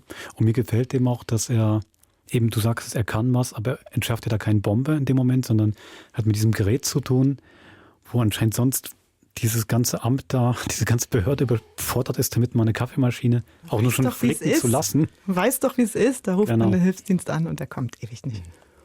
Aber hübsch ist ja auch, ich meine, du hast ja dann in der Regie, Susanne, ja auch nochmal was hinzugefügt, oder? Also diese Störgeräusche von der Kaffeemaschine, die Reparatur, das hört man ja auch. Also eben beim Rolands Text sind ja ganz viele Witze eingeschrieben. Manche entstehen dann bei den Aufnahmen. Das kann man auf dem Papier erahnen, dass die dann auch so lustig sind. Aber das machen dann viele SprecherInnen auch einfach spontan. Du hast es zum Beispiel angedeutet, wenn Stanko und Küster das erste Mal im Auto sitzen, dass er ihr immer die Anweisung, wo sie langfahren muss, die sind auf Hochdeutsch. Und wenn er sie beleidigt und volltextet, dann geht er sie auf Mundart an. Und sowas dann auszuspielen und am Schluss dann auf Frau Stankovic. Und das ist der letzte Satz. Das sind dann auch teilweise kleine Änderungen, die den SprecherInnen, die dann so drin sind in dem Dialogfluss, einfallen, weil der Text das halt herausfordert. Und für mich als Regisseurin ist halt, wenn da steht, der Kaffeeautomat macht reparaturbedürftige Geräusche und die Szene geht 4 Minuten lang, dann kann ich ja nicht einfach nur die ganze Zeit, sondern dann ist ja auch hoffe ich, ein bisschen unterhaltsames Erzählelement. Also ich finde ja auch die Ente, die war ja auch nicht von mir. Die Ente, die auf dem Urnersee quakt. Die mitjodeln möchte, ne? Die ist genau gesetzt. Schön, dass du es gehört hast. Und auch, dass du Bauernhofgeräusche bei der doch eher rechtslastigen Partei einbaust, immer wenn die Rede von der ist. Nein, ja, das kann man so lesen, aber eigentlich, ich habe immer dieses Bild von dem Wüterich von so einem Huhn, was mit den Flügeln so schlägt, kurz bevor es gefangen wird. Das war eigentlich eher das Bild. Ja, das eben genau die Tiere, finde ich wirklich so ein Thema in der Regie, muss man ja sagen. Aber das ist auch vorgegeben, wer so einen Hund einschreibt, der so quasi kommentiert und mitspielt, spielt, dann hat man diese tierische Ebene, ob bewusst oder unbewusst, schon mit eingeschrieben. Das heißt, das bleibt dann irgendwo, bleibt es im Unterbewusstsein hängen, wenn man den Text liest. Und aus dem Instrumentarium, aus dem man dann auswählt, kommen halt dann auch noch andere Tiere. Ja, vieles bei diesem kreativen Schaffen besteht oder geschieht unterbewusst. Und darum ist es dann auch schwierig, die Fragen dann zu beantworten, woher kam das? Weil man ja nicht Psychoanalytiker ist. Also es muss ein schönes Gefühl sein, wenn man einen guten Gag geschrieben hat. Und wenn man dann selber da sitzt und sagt, der ist jetzt auf Papier, den kann mir niemand mehr nehmen. Ja, ich fand die Hühner, die haben für mich eigentlich gut funktioniert. Da war ich dann immer da und dachte, ja, vielleicht haben die noch einen halben, ist alles auf einem Bauernhof, oder die hatten noch so eine Hühner da im Hintergrund, auf dem ländlichen wird noch passen. Aber natürlich ist noch so aufgeregt. Ich fand einfach die Frösche noch lustig in der Pathologie. Ja, aber ich dachte, so quakt. Der Wüterich ist ja schon alt. Und dann hat er dort bei der Polizei noch einen älteren Freund, der eigentlich auch schon kurz vor der Pensionierung steht. Und dann ist er da auch alleine eben. Da ist ja jetzt nicht das große Labor, sondern der Franz, der Forensiker. Und da dachte ich, was einem dann so, wenn man das ein bisschen bildlich machen will. Warum hast du jetzt nicht einen tropfenden Wasserhahn da? Der ist auch da, Roland. Ist der da? Okay. Der ist auch da. Der tropfende Wasserhahn hat quasi zu dem Frosch geführt. Okay. Und in dem Becken lebt einfach noch eine Froschfamilie. Also sie hat sich ich mach mal ein Foto. Ich möchte mal nur kurz sagen, von wegen, sie hat sich was überlegt oder bildlich. Du bist der erste Autor, der mir zu Figuren, wie ich das eigentlich sonst nur vom Theater kenne, Figurinen, also so Imaginierung, Visualisierung von Figuren, hast du KI-Bilder zu deinen Figuren abgeliefert. Leider nicht von allen, aber zumindest von Avanti, von Stanko und von Wüterich. Und das hat mir sehr geholfen bei der Besetzung. Beim Casting da? Also dann hast du geschaut, wer sieht ähnlich aus genau wie das Freiwill. So, bis auf die Augenfarbe. Nee, ich fand ja schon wirklich, also das muss man ja sagen, die Schauspielerinnen und Schauspieler sind ja wunderbar ausgesucht, die passen so gut. Und das sind ja echt gute Stimmen. Ich habe dann nachgeschaut, als du mir die Namen mal verraten hast, die haben ja wirklich schon viel gemacht. Ja, das ist, hoffe ich, dass wir aus unserem, wir haben ja kein festes Ensemble, aber in der Schweiz, vor allen Dingen in der Schweiz, lebenden KünstlerInnen, ob die jetzt am Theaterfest sind oder Freischaffende, wirklich bestmöglich auf die Figur, wenn sie denn so greifbar ist, wie sie bei dir sind, auch zusuchen. Und jetzt der Peter Jäcklin, der den Küster spielt, den hatten wir schon als einen ominösen Fürster in unserer grauen Serie. Und von dem weiß ich einfach, dass er dieses Knorrige hinbekommt. Bei ihm ist es, er ist im Studio auch jemand, du sagst was und er macht es anders. Also eine totale Überraschungsbox auch. Aber weißt du, vom Wesen her weiß man, dass man das, wusste ich bei ihm einfach, der wird diesen Wüterich zu einem Leben einhauchen, dass er nicht nur ein alleinstehender Mann ist, sondern auch noch so ein Unsympath sein kann, den man in den Arm nehmen will und wegstoßen gleichzeitig. Genau, und ich finde irgendwo, was du jetzt gerade vom Studio beschrieben hast, ich finde, man merkt das auch dem fertigen Hörspiel etwas an, aber im Positiven, wo der einfach trotzdem, er ist nicht ganz berechenbar. Auch in seiner Misanthropie ist er nicht einfach nur einen, den in die Ecke stellst und er weiß, der ist einfach böse und mag keine Menschen mehr.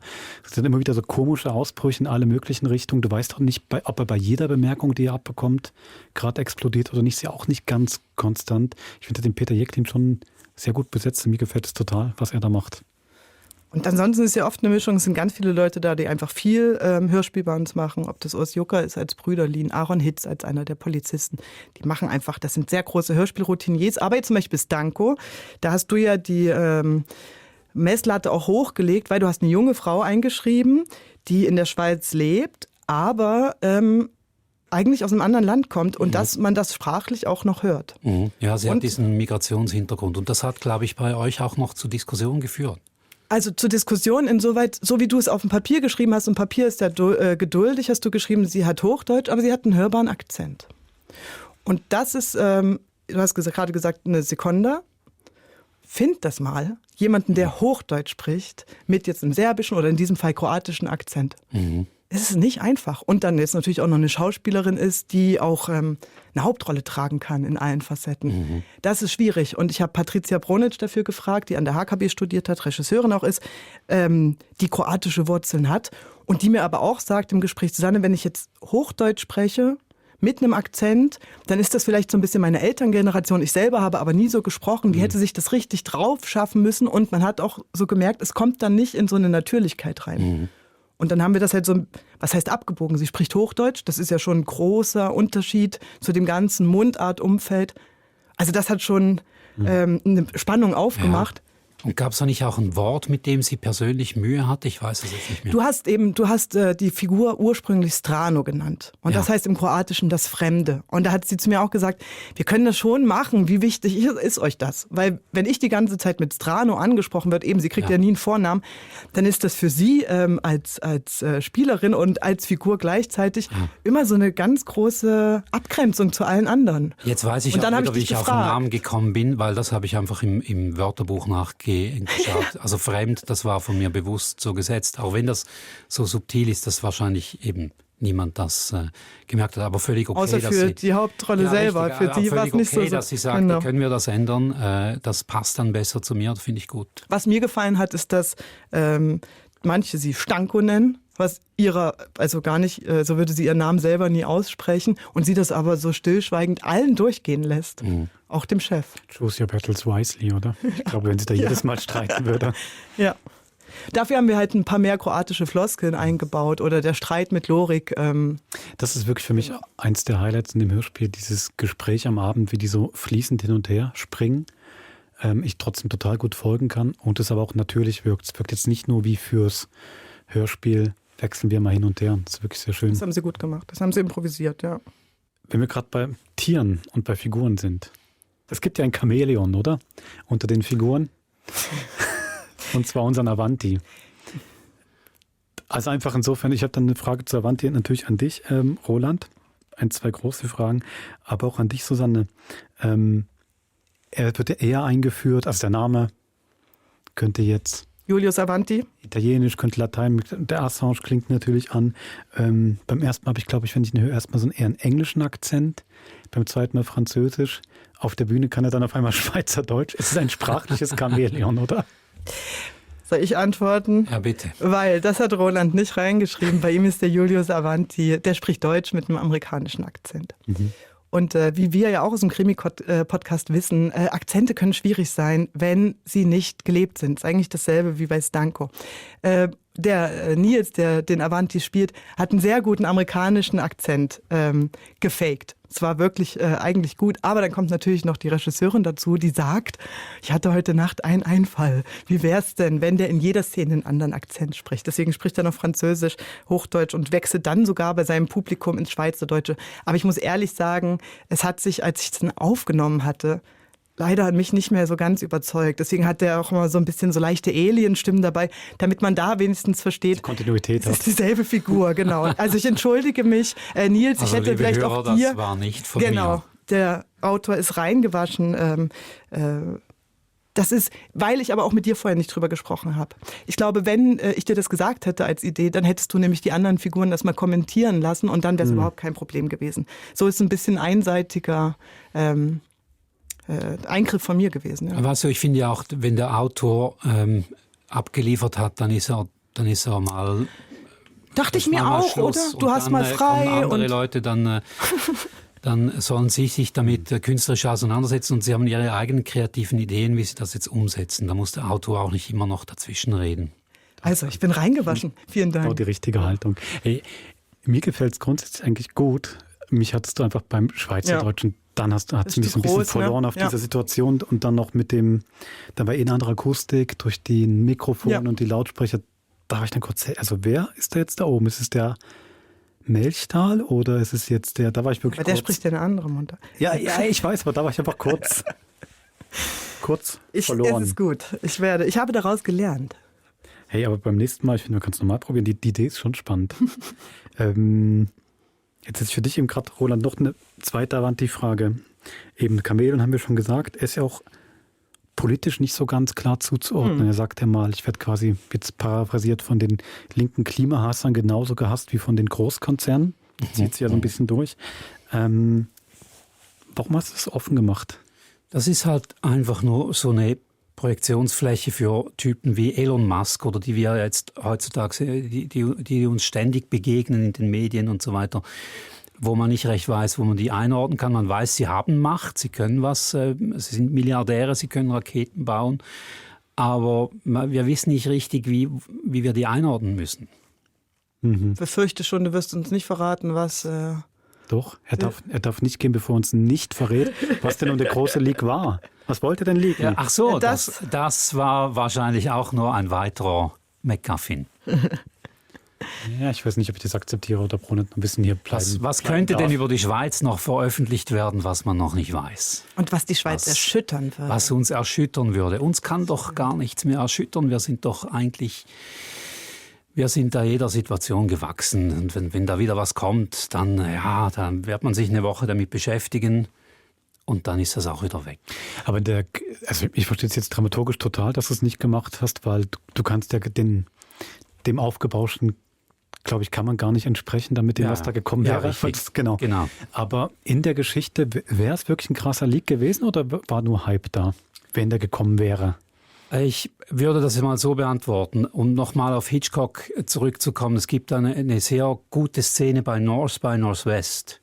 Vielleicht erinnert ihr euch, Cary Grant im letzten Drittel des Films geht es darum, dass er herausfinden will, was steckt jetzt eigentlich hinter der ganzen Sache, warum jagt mich die ganze Welt? Und der CIA-Chef oder was auch immer das war, der erklärt ihm das. Und wenn man jetzt gehört hätte, was der ihm sagt, worum es geht, dann hätte das einfach nur banal geklungen. Also hat Hitchcock das auf einem Rollfeld von einem Flughafen gemacht und der Zuschauer wir hören nur die Rotoren der Flugzeugmotoren. Also es wird uns nicht gesagt. Weil alles andere wäre, ja, wie du richtig sagst, Wolfram, es ist jetzt so aufgebauscht, man kann dem schon gar nicht mehr entsprechen. Also lässt man das besser elegant weg. Du lässt es jetzt elegant offen. Ich probiere es nicht noch ein drittes Mal.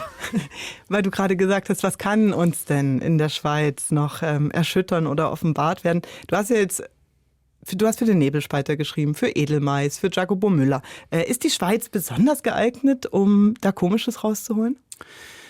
Um Komisches rauszuholen, ja, nur leider haben wir Autoren ja sehr selten Gelegenheit, was zu machen. Es gibt nicht so viele Formate, wo man da sich einbringen kann. Das ist jetzt hoffentlich in den Ohren angekommen, die das ändern können. Ich hätte noch eine Frage jetzt mehr an Susanne. Chamäleon? Nee, nicht Chamäleon hatten wir jetzt schon. Die Tiere, jetzt hören wir auf mit Fröschen, Chamäleonen und Vögeln. Die Hörspielmusik, das ist ja wirklich was bei einem Hörspiel allgemein, wo man als Regie nochmal so eine ganz große, wirklich, wie du gesagt hast, Kreativität und nochmal einen Stoff anders prägen kann, als jetzt nur als Text daherkommt. Hier hast du dich jetzt nicht entschieden für einen von unseren Komponisten, die oft Hörspiel machen. Das ist Martin Betzler macht keine Musik oder auch nicht Miriam Skal, die viel Filmmusik macht, sondern mit Julian Sartorius ja ein Schlagzeuger, der auch sehr theatral denkt, der macht auch Theatermusik, aber es ist wirklich ein bisschen eine andere Richtung als sonst. Warum? Wie bist du darauf gekommen? Ja, wegen Roland. Weil der Text das vorgibt. Und zwar ganz klar, es gibt ja die 3 Tage. Der erste ist quasi die ganze Vorbereitung und die Exposition. Dann gibt es am zweiten die Rütli-Probe genannt. Und das ist eine lange Szene, wo Stanko in der Mitte steht, gerne auch orchestriert, aber es kommt ja von allen Seiten immer was Neues. Und diese Szene hatte für mich so einen Zug, dass ich da von Anfang an quasi ein Beat gehört habe. Also es brauchte für mich eigentlich, um das nochmal ein bisschen mehr rauszuholen, diesen schnellen Herzschlag, auch dieser bisschen Männerkraft strotzenden, hier, ich bin der Scharfschütze und ich mache das und das ist meine Aufgabe. Und das hat sich so angeboten, dass man da was Perkussives macht, dass das sich bei mir relativ schnell festgesetzt hat, weil ich gar nicht auch Stanko und Küste zusammen, eben du hast es gesagt, das ist ein Konflikt, ein permanenter ist das eine Stimme und eine Gegenstimme, eine Stimme und eine Gegenstimme. Ich habe das nicht so motivisch melodiös gesehen und ich hatte so ein bisschen was Lustiges im Kopf, wie wir das bei Musil zum Beispiel haben. Da ist viel Cole Porter Musik, glaube ich, dabei. Und dann hatte ich noch so einen Film im Hintergrund, Birdman, was eigentlich so am Broadway spielt und wo im Hintergrund permanent Schlagzeug gespielt wird. Manchmal löst sich das auch voneinander, aber es macht so eine Achtungshaltung beim Zuschauer in dem Fall aus. Und sowas wollte ich für das Hörspiel auch, weil, wie du gesagt hast, das Event ja eigentlich in der Zukunft stattfindet und das darf man nicht vergessen, dass alle so gegen die Uhr arbeiten. Passt ja auch gut zu so einer Timeline von oder zu einer Zündschnur. Und dann habe ich eigentlich einen Perkussionisten in der Schweiz gesucht, der Lust hat, mit mir das Projekt zu machen. Und Julian Sartorius ist bei uns ein Name, der in der Redaktion immer wieder auftaucht, der auch noch gar nicht viel Hörspiel für uns gemacht hat. Aber in meiner Wahrnehmung dachte ich frage quasi den alten Hasen. Er hat sich wahnsinnig gefreut, er macht sowas ganz gerne, er hat ganz viele Sachen aufgenommen. Und bei ihm ist es halt, der bespielt einfach alles, was er findet. Also da geht es vor allen Dingen um, also er ist, hat man mir gesagt, ich bin selber gar kein Schlagzeuger, ein großer Techniker, aber auch total spielfreudig, was er ausprobiert und irgendwelche Spiralen auf Teller stellt und das zum Klingen bringt und zum Nachbearbeiten. Und so ist dieser eigenwillige, das habe ich ihm aber auch gesagt, ich will ein freies Radikal in diesem Hörspiel noch haben, weil die anderen Figuren sehr eben eigentlich in ihrer Zeichnung eingepanzert sind. Also Wüterich ist einfach Wüterich von Anfang bis zum Ende des Stücks und Brüderlin muss auch so funktionieren. Und dann hatte ich mir auf der Ebene halt gewünscht, dass da noch jemand mal richtig die Stöcke zum Schleudern bringt. Jetzt frage ich dich, Roland, wie hat es dir gefallen? Die Musik hast du ja auch zum ersten Mal gehört. Ja, also als du das vorhin von Birdman gesagt hast, da wusste ich endlich, woran. Das fand ich da auch. Es hat sehr gut gepasst zum Thema. Du hast jetzt der Versuchung widerstanden, eine Erkennungsmelodie den Figuren noch beizufügen, was beim Hörspiel wahrscheinlich hilfreich ist. Dass man weiß, ach so, ja, das ist dessen Thema, das wagnerische Thema von der Figur. Ich fand's doch ganz gut. Also, und eben, es spitzt sich dann so zu. Gegen Ende hin. Und man spürt da auch als Zuhörer, okay, wir nähern uns dem Schluss. Und was ich natürlich auch noch so ein bisschen im Kopf hatte, das auch eher unbewusst, der Tusch oder ich weiß gar nicht, wie man es nennt, aus der Late-Night-Show oder aus einem anderen Format, Satireformat, wo ein guter Gag dann eben auch nochmal die Belohnung bekommt mit dem Badang, genau. Ja. Wie hast du das ganz konkret gemacht? Hat der Julian, hast du ihm gesagt, hey, ich brauche ungefähr die und die Elemente? Hat er den Rohschnitt bekommen und schon direkt draufgespielt? Wie lief das? Wie habt ihr das gemacht? Er hat die Rohmontage bekommen. Er hatte aber alle Freiheiten, Pausen und sowas zu verlängern, wo er was dazwischen sitzt. Und wir haben im Gespräch vieles besprochen, wo ich ihm gesagt habe, er wollte einfach von mir, ich durfte ihn voll labern und er hat sich dann rausgesucht, was er sich wollte. Was ich sonst nicht so gerne machen, zu sagen, an der Stelle höre ich aber was und da könnte ich mir, aber er hat gesagt, gib mir das mal alles. Machst du das auch nicht gerne? Nein, ich mache das nicht gerne. Ich habe das Gefühl, ich greife da jemanden, ich gebe eine Partitur vor, wo ich gar keine geschrieben habe. Ja. So. Nach meinem Gefühl. Aber er wollte das gerne sammeln und wir haben beide ganz schnell gemerkt, dass es dann vor allen Dingen lebt, wenn er den Dialog hört und dazu spielt. Hat er gerade so aufgenommen. Und das hat er gemacht, genau. Und ich finde, das merkt man. Spannend. Also der hat keine Noten geschrieben, der hat das gleich so... Genau. Er hat sich Überlegung gemacht, was er wie bespielen will, welche Figuren eher was Hölzernes bekommen oder... Eben, da war ich tatsächlich nicht dabei und das Nachgespräch mit ihm steht auch noch aus, weil das ist dann für mich auch ein bisschen Blackbox, weil was wirklich alles da reingeflossen ist, kann ich jetzt auch nicht hören. Aber wir haben ziemlich viel drüber gesprochen und er hat mir Zwischenstände geschickt. Aber nur dieses Hören und Reagieren ist so, dass er an den richtigen Stellen zurücktritt zugunsten von Sprache oder einem Hund.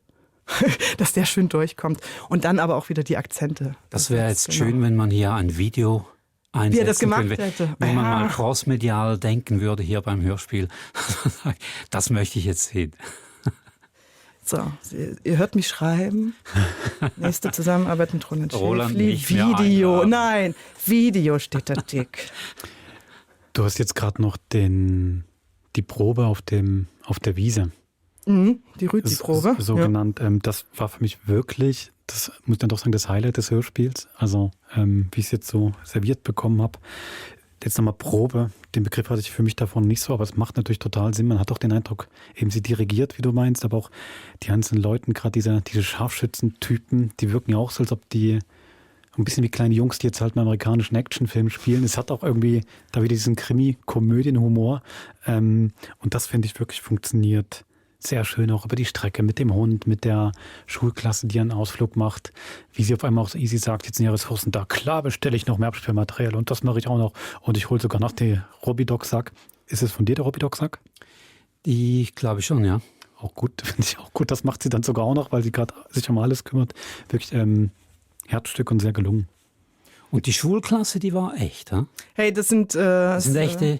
sind echte, glückliche Kinder aus Basel. Das hat sich einfach gut ergeben. Du hast eine Schulklasse eingeschrieben, dann schlägt sich die Regisseurin an meinen Kopf, weil das ist ja nicht im Archiv vorhanden. Das heißt, man muss eine Schulklasse organisieren. Aber Gott sei Dank hatten wir wirklich eine zweite Klasse hier in der Nähe, die gerne mal ins Hörspiel wollten. Und wir hatten ganz tolle Stunden zusammen. Haben wir ihnen mal so... Super, und es ist eben auch wirklich schwierig, einen Sprecher zu finden, der Kinder sprechen kann. Also ich hatte das schon mal mit einem anderen Hörspiel. Das war alles gut gemeint, aber man musste dann doch ein echtes Kind holen. Also wir haben ja auch Kinderhörspiele und da gibt es oft Erzählungen oder auch Hörspiele, die von Erwachsenen mit jungen Stimmen gespielt werden. Das bleibt dann aber oft in der eigenen Welt. Also du mischst selten Kinder und Erwachsene. Weil die Kinder, wenn sie das hören, dann auch akzeptieren, dass jetzt zum Beispiel Lisa Brandt bei Team FLS ein junges Mädchen spielt. Ja. Aber klar, wenn du Kinder hast und wenn die auch noch spielfreudig sind, immer her damit. So, also war jetzt wirklich ein angeregtes Gespräch. Ich habe eigentlich Lust bekommen, das Hörspiel gerade noch mal zu hören mit den neuen Inputs. Roland, möchtest du noch was sagen? Ja, danke für die Einladung. Ich war hier in Basel noch nie. Ich kenne ja nur das Leutschenbach und das ist ein richtig schönes Studio hier. Schreibst du denn gerade was fürs Fernsehen? Nein, ich schreib gerade an einem Drehbuch für einen Schweizer Filmproduzenten. Das ist schon die Tagline, die erste Schweizer Aktivdienstkomödie. Also auch da. Entschuldige, sag's bitte nochmal. Die Aktivdienstkomödie, also spielt zurzeit der Schweizer Generalmobilmachung. Ah, okay. Also auch da, es ist der historische Hintergrund, den ich auch recherchiert habe, aber der dramaturgische Überbau, das ist dann wieder die fiktive Komödie. Die Komödie hast du durchbekommen? Die Komödie, ja. Da sind wir jetzt schon ganz weit mit den Förderstellen. Ich hoffe, das wird am Schluss, da kommt ein Film raus. Sehr gut, wir klopfen auf Holz. Wir verlinken deine Website in den Shownotes. Die Hörspielserie, die du mit Telefonzentrale Bundeshaus Ost. Bert Schlatter gemacht hast. Genau, über die haben wir jetzt gar nicht gesprochen. Es ist eine Weile her, genau, aber es ist ja nicht deine erste Arbeit bei SRF. Die verlinken wir trotzdem. Die verlinken wir auch, genau. Genau. Ja, verlinkt mich bitte mit der Welt. Und wenn jemand zuhört, der sagt, den Mann, den muss ich engagieren, dann kann man das. Das kann man als Auftragsautor, da bin ich auch sehr darauf angewiesen. Ich komme ins Haus. Yay. Also, vielen Dank, Roland. Vielen Dank. Dass du da warst. Wir hören uns nächste Woche wieder, Susanne. Das tun wir. Mit einem weiteren Krimi. Ja. Bis zum nächsten Mord. Macht's gut.